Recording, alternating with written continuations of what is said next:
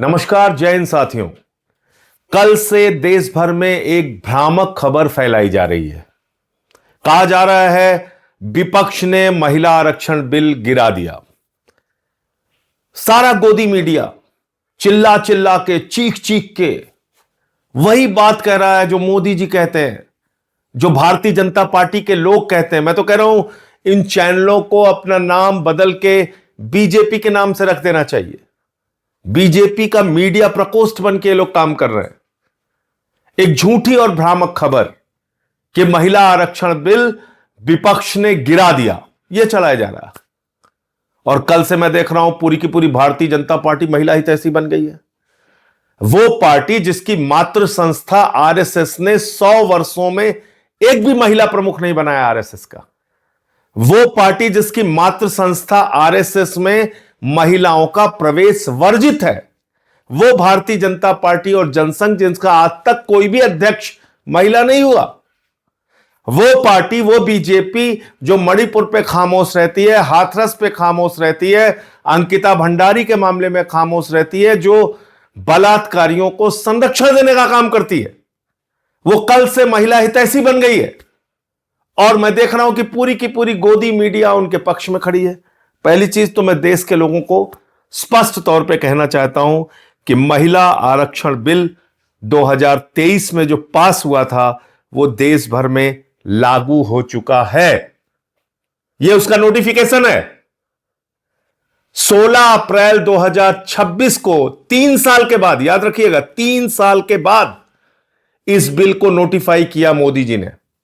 16 अप्रैल 2026 को, आज 18 है, कल 17 थी, उसके पहले 16। ये देखिए आप, तो ये कौन सा बिल नोटिफाई हुआ है? 2023 में जिसको सारे विपक्ष ने, पक्ष ने, सब ने मिलकर पास किया था, महिला आरक्षण बिल, वो पास हुआ है और वो नोटिफाई हो चुका है। अब जो कल बिल गिरा वो क्या था? वो था देश के टुकड़े टुकड़े करने का बिल, जो भारतीय जनता पार्टी टुकड़े टुकड़े गैंग बन के देश भर में लागू करना चाह रही थी। उत्तर और दक्षिण का झगड़ा कराना चाह रही थी। बंगाल की सीटें कम, उड़ीसा की सीटें कम, तमाम राज्यों के बीच में असंतोष पैदा करना चाह रही थी। तो आपसे मैं पूछना चाहता हूं, क्या आप देश में असंतोष चाहते हैं? क्या लड़ाई झगड़ा चाहते हैं? क्या भारतीय झगड़ा पार्टी जो चाहती है कि साउथ और नॉर्थ के बीच में झगड़े शुरू हो जाए, क्या इससे आप भी सहमत हैं? कोई नहीं सहमत हो सकता। जो भी सच्चा हिंदुस्तानी होगा वो देश में शांति चाहेगा। और इसलिए सारे विपक्ष ने ये डीलिमिटेशन का बिल, ये महिला आरक्षण बिल की आड़ में जो एक घिनौना खेल खेलने की कोशिश भारतीय जनता पार्टी कर रही थी, वो संशोधन गिराने का काम किया है। वो संविधान का संशोधन गिराने का काम किया है। 23 का पास हुआ महिला आरक्षण बिल आज भी लागू है, उसमें कहीं कोई परिवर्तन नहीं हुआ है। अब वो क्या था ये भी आप सुन लीजिए।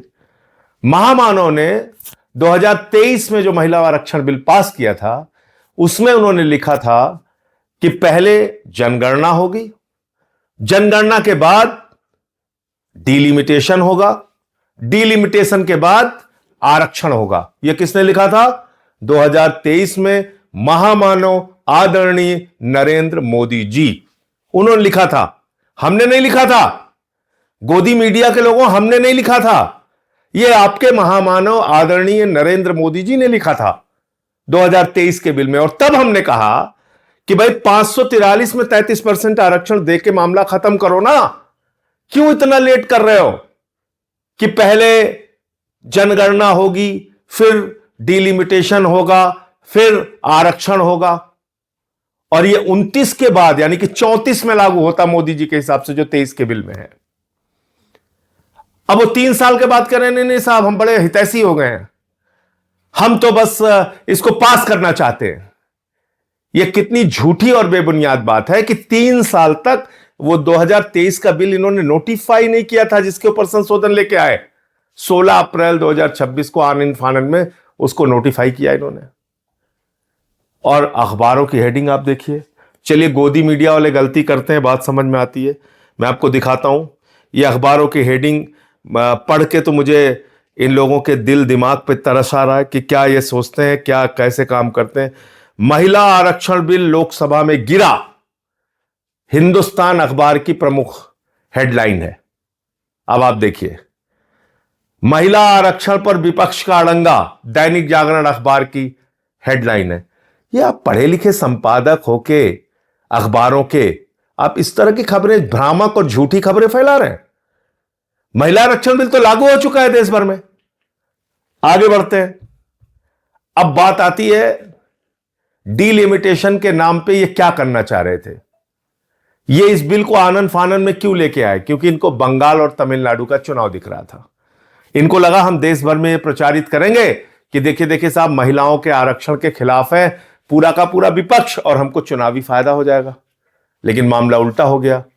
मामला यह हो गया कि आप 2011 की जनगणना के मुताबिक डीलिमिटेशन करने की बात कर रहे थे, जिसमें बंगाल की सीटें कम हो रही हैं, तमिलनाडु की सीटें कम हो रही हैं। तो उन लोगों ने अपने अपने राज्यों में इसको बड़ा मुद्दा बना दिया।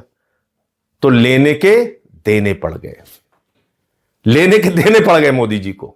जिसने भी उनको मूर्खतापूर्ण सलाह दी वो लेने के देने पड़ गए। अब तमिलनाडु में मुद्दा बन गया कि उनका प्रतिनिधित्व आप कम कर रहे थे, बंगाल में मुद्दा बन गया कि उनका प्रतिनिधित्व आप कम कर रहे थे। तो इसका भारी नुकसान बंगाल और तमिलनाडु के चुनाव में आपको उठाना पड़ेगा। दूसरी बात, कितना घिनौना खेल खेलती है बीजेपी। कभी आपने सोचा बीजेपी इतना घिनौना खेल खेलती है कि अभी एक स्टिंग ऑपरेशन हुआ हुमायूं कबीर का, जो बाबरी मस्जिद बना रहा है, जिसने अपनी पार्टी बना के वहां पे चुनाव लड़ने का काम किया। उस हुमायूं कबीर ने कहा कि हमको बीजेपी ने 1000 करोड़ रुपए चुनाव लड़ने के लिए दिए हैं, 1000 करोड़ रुपए। और हुमायूं कबीर बाबरी मस्जिद बनवा रहा है वहां पे। इसका मतलब बीजेपी के पैसे से बाबरी मस्जिद बन रहा है वहां पे। इतना ही नहीं, हुमायूं कबीर को केंद्र सरकार ने जेड कैटेगरी की सुरक्षा दी है। जो व्यक्ति बाबरी मस्जिद बनवा रहा है उसको मोदी ने जेड कैटेगरी की सुरक्षा क्यों दी है? क्या इतना नहीं सोच पा रहे हैं आप लोग? क्या इतनी आंखों पे पट्टी बांध ली आप लोगों ने कि कितना घिनौना खेल खेलती है बीजेपी? इसलिए इन लोगों से सावधान रहिए। और मैं फिर दोहराना चाहता हूं, महिला आरक्षण बिल 2023 में जो पास हुआ था वो लागू हो चुका है। डीलिमिटेशन बिल के जरिए जो देश के टुकड़े टुकड़े करने की, आपस में लड़ाने की, उत्तर दक्षिण का झगड़ा कराने की जो कोशिश थी, वो कोशिश विपक्ष ने मिलकर नाकाम किया है। जय हिंद।